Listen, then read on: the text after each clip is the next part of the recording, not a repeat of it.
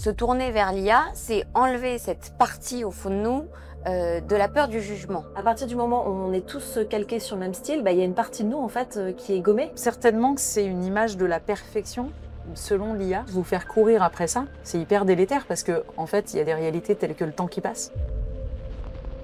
ChatGPT to get myself a professional glow up before the summer. This is day 3 of ChatGPT telling me how I can glow up for summer. Ask ChatGPT what I need to glow up based on my soft autumn color palette. Là, c'est moi en train de découvrir que certaines influenceuses américaines demandent à ChatGPT de les relooker intégralement pour glow up, c'est-à-dire littéralement pour s'améliorer en français.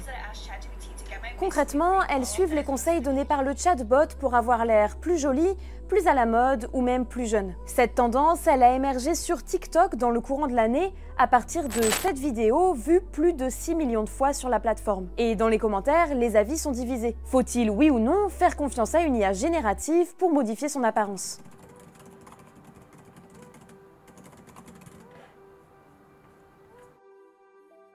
Coiffure, soins du visage, colorimétrie et même séance de Botox, vous l'aurez compris, j'ai fait comme ces influenceuses américaines et j'ai demandé à ChatGPT de me relooker intégralement pour la rentrée. Il n'a fallu que quelques minutes pour que le chatbot me dresse une liste de conseils détaillés et plus ou moins bienveillants. Pour savoir si ces recommandations sont fiables et vraiment efficaces, on a décidé d'aller les analyser avec des professionnels.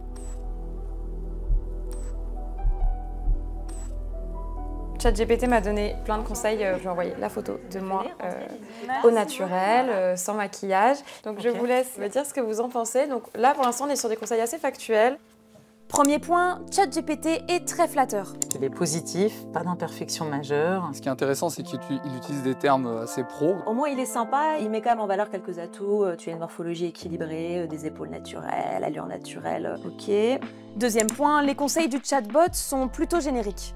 C'est des choses qui sont très à la mode en ce moment. Voilà, tout le monde porte des crop tops, tout le monde porte des hauts manches ballons. Ils ne traitent pas vraiment en fait des proportions, des volumes, de la façon dont les différentes parties du corps en fait se répondent entre elles. Qu'est-ce qu'on peut optimiser? Un peu des choses qu'on peut optimiser chez tout le monde. Le petit voile terne, manque d'éclat, la déshydratation légère, ok. Troisième point, ChatGPT cite certaines marques plus que d'autres.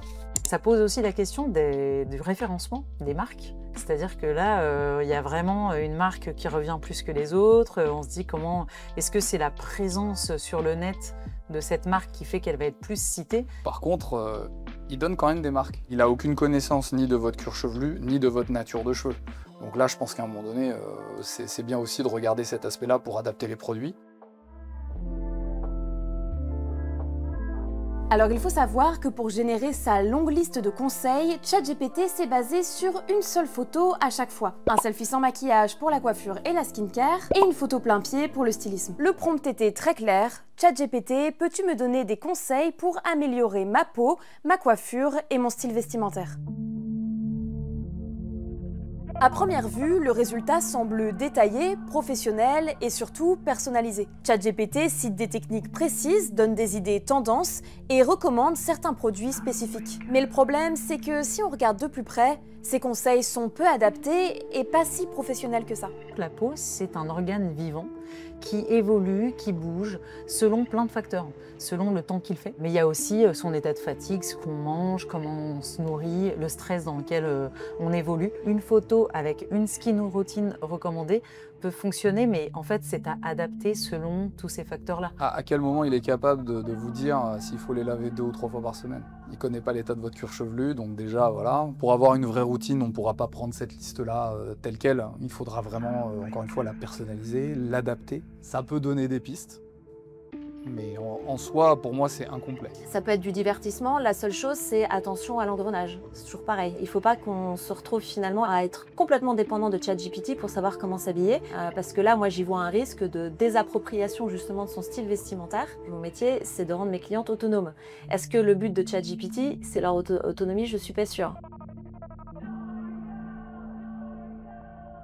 Au démarrage, on a des gens qui vont demander à des amis comment tu me trouves? Est-ce que tu trouves que ma nouvelle coupe de cheveux est bien? Est-ce que tu trouves que je devrais me teindre les cheveux? Et qu'est-ce que tu en penses de mon maquillage? On va avoir des conversations. Se tourner vers l'IA, c'est enlever cette partie au fond de nous de la peur du jugement. Ça va enlever aussi le côté subjectif qu'on a vis-à-vis de soi, parce qu'en fait, on va un peu ausculter ce que on aimait ou pas chez nous pour privilégier ce que l'IA va penser de nous. Il dit que votre allure naturelle est douce, cool, un brin arty, indie, etc.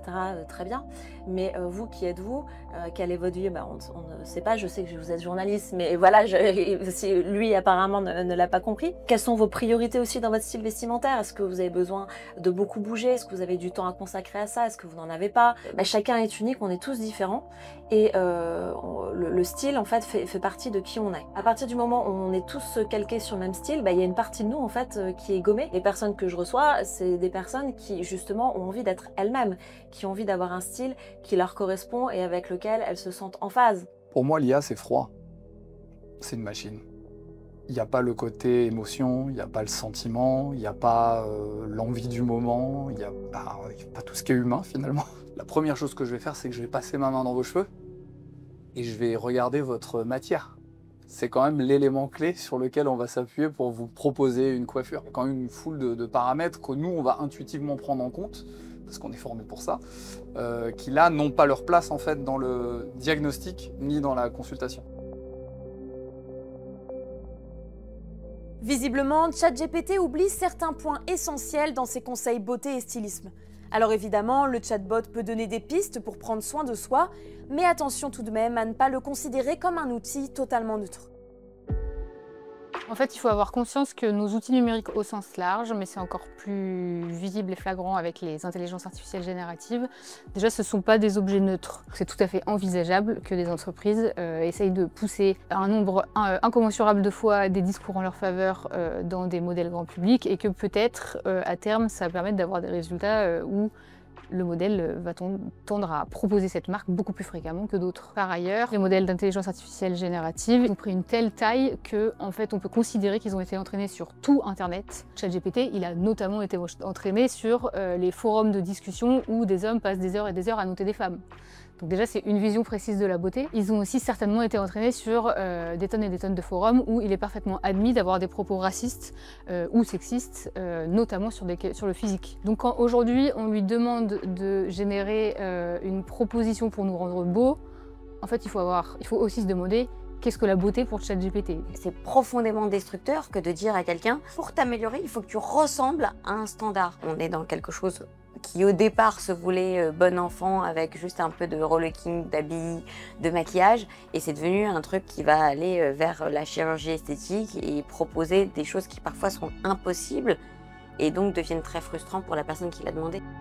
Et oui, parce qu'à force de discuter avec ChatGPT, des solutions plus radicales comme la chirurgie esthétique sont rapidement proposées. Il n'y a qu'à demander pour que le chatbot nous recommande tout un tas d'opérations à réaliser pour s'embellir. Dans mon cas, et toujours à partir de cette photo, l'IA m'a recommandé du Baby Botox en microdose pour un effet naturel sur 3-4 mois, une injection au niveau des rides du lion pour prévenir les futures rides, du laser Clear Brilliant Baby Frexel pour l'éclat de la peau, des séances de laser Genesis et des séances de lumière pulsée pour les rougeurs et les taches. Et en parallèle, le chatbot détaille le prix de chaque prestation et propose même de planifier une routine de soins, le tout sans jamais évoquer la nécessité de consulter un professionnel. Déjà, ce qui est hyper dérangeant, c'est que quel était le problème au départ? Quand vous allez chez le dermatologue en disant voilà, je voudrais une crème corticoïde, le dermatologue il va vous demander pourquoi. Mais là, c'est exactement pareil dans le milieu de l'esthétique. Bonjour, je voudrais un botox, mais attendez, c'est quoi au départ votre demande? Qu'est-ce qui vous gênait et pourquoi ça vous gênait? S'il commence à partir sur des actes chirurgicaux type implant capillaire, évidemment ça n'a pas la même conséquence. Il y a des techniques beaucoup moins invasives pour des personnes qui perdent leurs cheveux. Comment ça va être fait? Et là on parle de risque quand même, ça reste des interventions à chaque fois. Hein. C'est des choses qui sont qui peuvent avoir un impact quand même lourd, tant sur la personne que sur la psychologie de la personne. Là où c'est un peu vicieux, c'est que l'IA Ne dis pas que c'est parfait, mais commence par dire « super ». Il y a un côté « je suis séduit », un peu pervers. C'est « je te séduis » et derrière, tiens, je vais te balancer une petite vague de points un peu négatifs où je vais pointer quelques trucs douloureux à regarder. On a tendance, quand on rentre trop justement dans cette confiance vis-à-vis de l'IA, à se dire que l'IA a forcément raison et que donc si l'IA vous conseille de faire une chirurgie du nez ou des seins ou n'importe, eh ben c'est qu'il faut absolument le faire. Voilà, c'est pas seulement moi qui n'aimais pas mon nez, c'est l'IA qui est d'accord avec moi, ça ne va pas du tout, ça ne me convient pas. J'ai demandé à ChatGPT de me générer une image de ce à quoi je ressemblerais si j'avais fait tout le botox, tous les lasers, même tous les soins, les premiers soins, la routine qu'il m'a proposé. Okay. Et donc ça m'a sorti cette photo.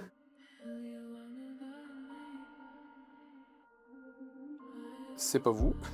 Ça, on est d'accord déjà, rien que la mâchoire. C'est pas du tout ce que j'ai perçu de vous en fait quand je vous ai rencontré. On dirait juste que c'est plus vous dans le sens où il y a un filtre incroyable. On dirait une photo de magazine. Certainement que c'est une image de la perfection selon l'IA. Vous faire courir après ça, c'est hyper délétère parce que en fait, il y a des réalités telles que le temps qui passe. Est-ce que c'est vraiment rendre service à quelqu'un de lui offrir un miroir de la meilleure version, mais après laquelle elle va courir, alors que bon, on est quand même dans une société où on voit bien que c'est très complexe. En fait, c'est des photos qui sont presque irréelles. Alors, on se reconnaît, nous, mais on a l'impression que c'est des photos qui sont surfiltrées. C'est-à-dire qu'on va se retrouver en compétition avec nous-mêmes. Alors déjà, quand on se compare aux autres, c'est difficile.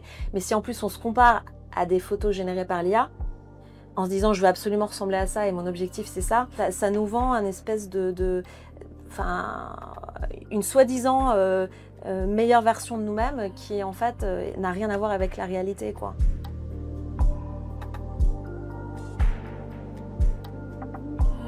En fait, le robot, il va probablement toujours nous donner des idées pour glow up. Il va jamais nous dire, mais en fait, tu es très bien comme ça. Une autre tendance qui est très similaire à celle dont on parle glow up, c'est la tendance du looks maxing qui est très utilisée côté masculin. Et je ne serais pas étonnée qu'il y ait des hommes qui demandent à ChatGPT de les aider à se looks maxer. En fait, quand on a 16 ans et qu'on fait ça, a priori, c'est normal. Enfin, je pense que plein d'adolescents sont passés par là. Le problème, c'est prendre pour argent comptant ce que dit la machine. Dans quelle mesure est-ce que ça ne va pas pousser des jeunes filles ou des jeunes hommes, si on regarde côté looks maxing, dans un état de santé mentale de pire en pire?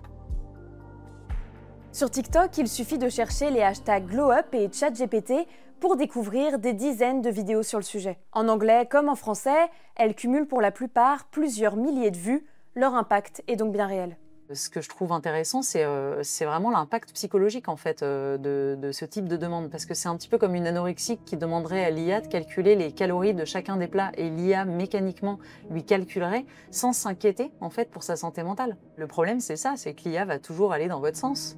Or votre sens, c'est pas toujours celui qui vous fait du bien. Si l'IA sort dans ses petits conseils des défauts qui n'en étaient pas, qui n'en sont pas, enfin voilà, ça peut créer derrière des vrais complexes importants. Ça peut créer la dysmorphophobie, donc ça va être des pensées erronées et obsédantes sur quelque chose en pensant que c'est complètement déformé, difforme.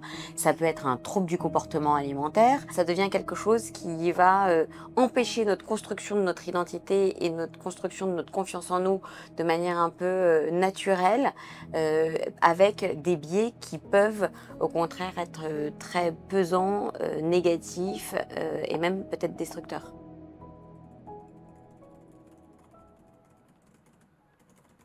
Alors, est-ce qu'il faut vraiment que je suive à la lettre tout ce que ChatGPT m'a recommandé? Eh bien, au-delà de la mise en pratique même de ces conseils, qui n'est pas toujours évidente, comme c'est le cas pour le Botox ou pour une coloration par exemple, on l'a bien vu, cette tendance à vouloir glow up grâce au chatbot pose des questions éthiques et psychologiques. Les modèles génératifs, ils ont une forte tendance, encore aujourd'hui, et je pense pendant encore longtemps, à halluciner. C'est-à-dire, ils continuent de parler de manière qui paraît très convaincante. Le texte qu'ils produisent, c'est vraiment quelque chose d'assertif. On a l'impression d'être face à quelqu'un qui est sûr de lui et qui propose des conseils de manière évidente. Et en fait, dedans, il est très probable et très fréquent qu'il y ait une réponse complètement à côté de la plaque, une qui mélange 2-3 faits vrais, mais qui, en les mélangeant, a provoqué un truc complètement faux. Il y a des erreurs qui peuvent être faites, parfois qui peuvent être irréversibles pendant un certain temps donné. Vous voyez, si demain l'IA vous dit « t'es mieux en brune », vous le faites, vous voulez redevenir blonde, c'est compliqué. Moi, je ne remets pas du tout en question l'IA et c'est un outil certainement d'avenir qui va peut-être devenir indispensable. Bien sûr qu'on peut améliorer un peu les produits qu'on met sur la peau, mettre des antioxydants pour protéger, pour aider la peau à se défendre contre les UV, bien mettre sa crème solaire, nettoyer son visage, tout ça, c'est des très bons conseils. L'IA, elle n'a jamais d'implication légale, en tout cas pour l'instant. Peut-être qu'un jour, il faudra lui faire prendre ses responsabilités. Quand elle vous dit de mettre de la crème réparatrice et cicatrisante tous les soirs, si vous faites plein de petits boutons, il faudra qu'elle soit mise face à ses responsabilités. Dans l'IA, il n'y a pas l'humain. Donc en fait, on a perdu l'humain de notre regard sur nous-mêmes. Si on continue comme ça, finalement, on va évidemment rentrer dans des standards, mais surtout, en fait, avoir une construction sur l'identité qui va à un moment exploser. L'IA n'est pas mauvais en soi, c'est la façon dont on s'en sert.